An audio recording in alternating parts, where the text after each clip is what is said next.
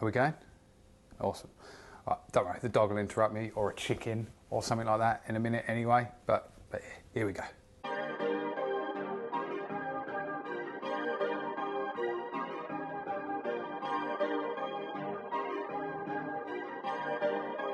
Perfect.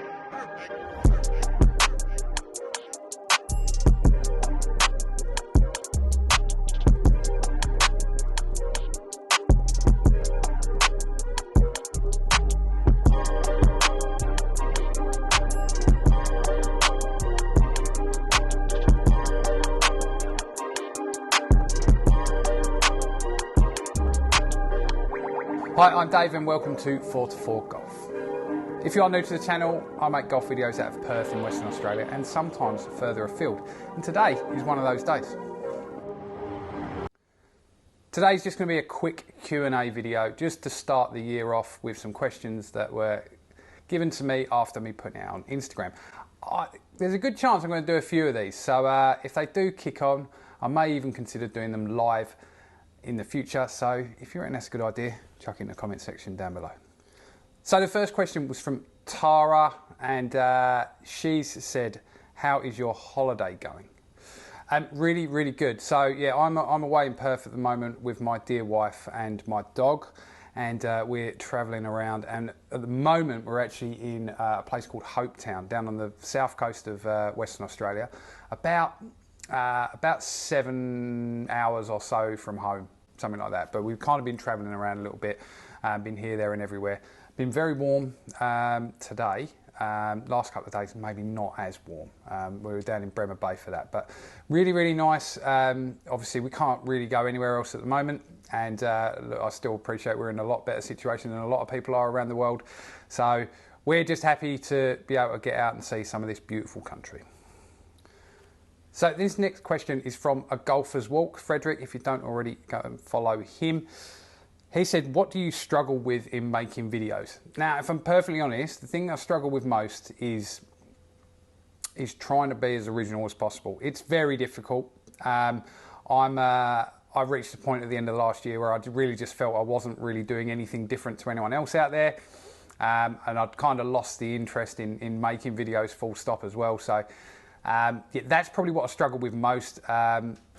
The editing process as well can be laborious sometimes as well. It's difficult to get through that, but normally that's not so much the issue. It's more trying to think of stuff that I think is more unique and therefore interesting to everyone out there. This one here is from the Desert Golfer. Fernando, long-time supporter of the channel. Thank you very much, mate.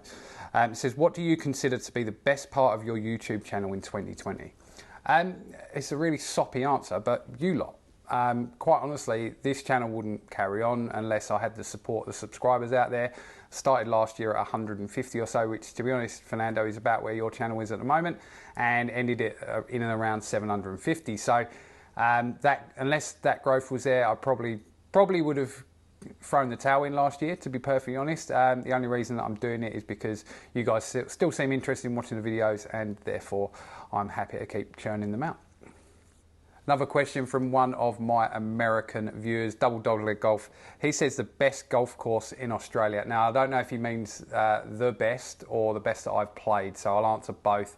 The best, I mean, look, the rankings don't really lie. Royal Melbourne, the composite layer is consistently ranked as the best course in Australia. And the best that I've played, look, it's a toss-up between two, really. Either Araluen or 3. Araluen, the Cut, or Kennedy Bay, the links at Kennedy Bay. I love a links course, so there's no surprise that there's 2 links courses in there. But Joondalup Resort is amazing as well. I literally can't pick one. Okay, on the spot, got to pick one. The Cut. It's amazing. It's an amazing, very, very difficult golf course. This one from Ladies Golf Blog. She says, the number of courses I'm aiming to play this year. I was going to go the real easy route and just say, yeah, I'll do 21 this year, but honestly, I don't know. I was quite fortunate to have had the trip to Dubai at the start of last year that that really kind of kick me on. I might struggle to find 21 new courses if I can't leave Western Australia, so I'm not putting a target on it, other than when they come up, I will be trying to play them. So look, the fortunate thing is that playing with Future Golf, those things do come up from time to time. So I did see that there's one towards the end of January on a course that I haven't played, so I will try and play in that one. Look, if I got to 10 this year without leaving WA, I think I'd be quite happy. Probably following on quite well from that question. So Richard Mitchell, or Rich Mitch, he says, probably no surprise as he's the representative for them here in WA, but he says, what's the best thing about Future Golf? So those that have been watching videos before will know that I play a lot of competition golf with Future Golf, who are a social golf group here in Australia. They're actually across all of Australia, and they basically allow you access to competition golf on courses that you may not necessarily be able to get on unless you're a member or an invited guest. Quite honestly, mate, the best thing is exactly that. The access that gave me throughout last year allowed me to complete the goal of playing 20 new courses. So without it, I certainly wouldn't have been able to get on somewhere like Royal Fremantle. That would have been very difficult. While I didn't play in too many of the real exclusive courses that Future Golf went to, it actually gave me the impetus to go out and play some of these other courses as well. Like, I probably wouldn't have gone to Gosnells if Future Golf weren't playing the event. And to be fair, the fact that it rained solidly for like 3 hours when I was there, I probably shouldn't have gone to Gosnells. But, you know, after all, I'm glad I did. My dear wife, probably thinking she might be the only one to answer any questions on the poll, so bless her for actually putting in there. She said, where's the sun? And probably referring to the fact that we can go chasing it here in Western Australia. It's huge. It really is huge. You can fit most of Europe inside of Western Australia. So I don't really have a problem in terms of exploring if we're not able to leave the state. We're very fortunate in that regard. So it could be that we're travelling, or I'm travelling 10 minutes to go and play golf, or I could be driving 10 hours to go and play golf, or something like that. So, very fortunate that I'm able to follow the sun around as the seasons change here in Western Australia, and very mindful that there are plenty of people around the world not in a situation as good as that. And my thoughts are certainly with you all. Okay, so another question here from Mark Blowers. Apologies if I've got to do that one again. Okay, another question here from Mark Blowers 87. He says the top 3 areas or stats you need to improve to get to get where you need to be. At the moment, I'm relatively happy with where I am driving wise. I mean, it could improve. I don't hit enough greens. That needs to be the next thing. I need to get better. At the moment, I average about 33%. So I average. Sorry, no, don't even average that much. I'm probably averaging more like. Do you know what? Let me find out. All right, so I looked on Arcos for the tail end of last year that I was using. It was actually 27% was my average greening regulation, which is pretty poo, to be honest. So I need to improve that. Look, for me, playing at a 12-ish handicap level, that needs to be higher. I'm relying way too much on my short game and putting to have a decent round. So that definitely needs to improve my approach. And quite honestly, I really want to work on short game and putting as well this year as well. I think, having the confidence in that, maybe it will take less pressure off approach shots as well. One other question that was put in there, slightly tongue-in-cheek, how's the baby? I think that might refer to my New Year's Eve party. So those that saw the Instagram story will know exactly what that is, and the rest of you, I'm just going to leave you in suspense.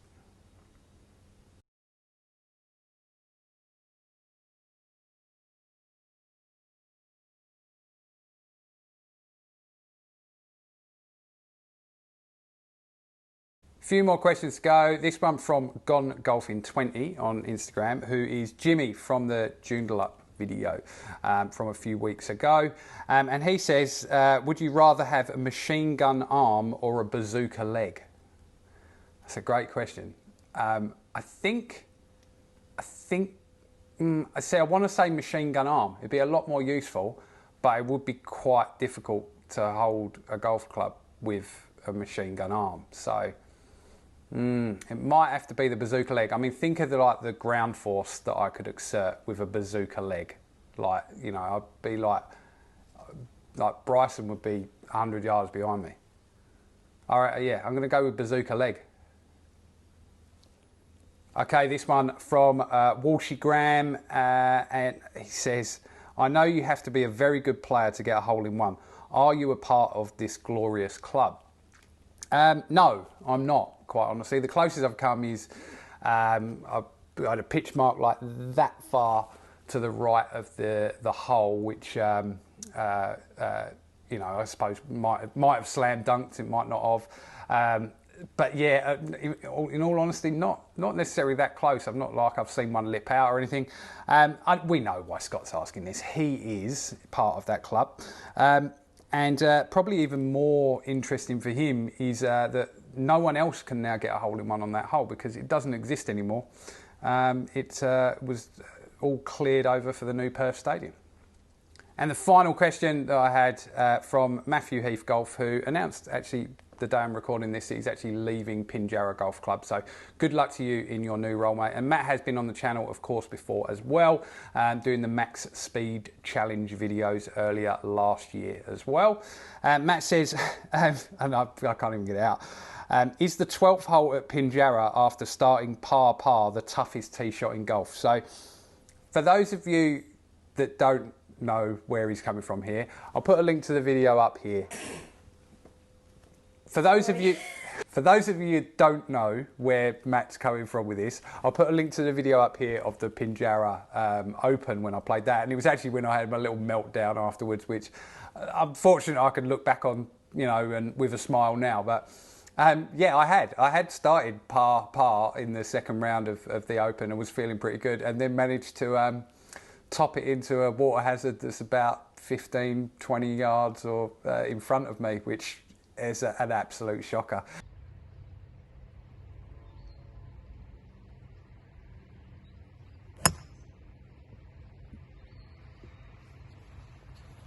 And then my round proceeded to fall down the toilet pretty quickly after that as well. So thanks, Matt, for reminding me of what is one of the more scarring moments in my golfing life.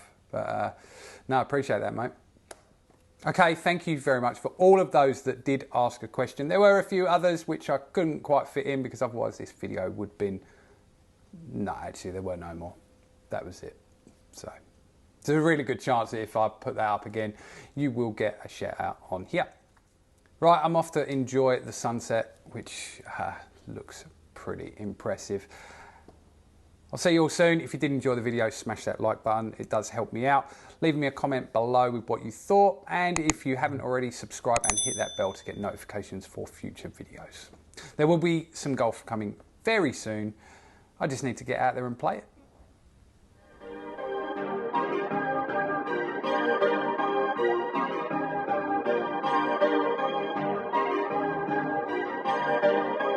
Perfect.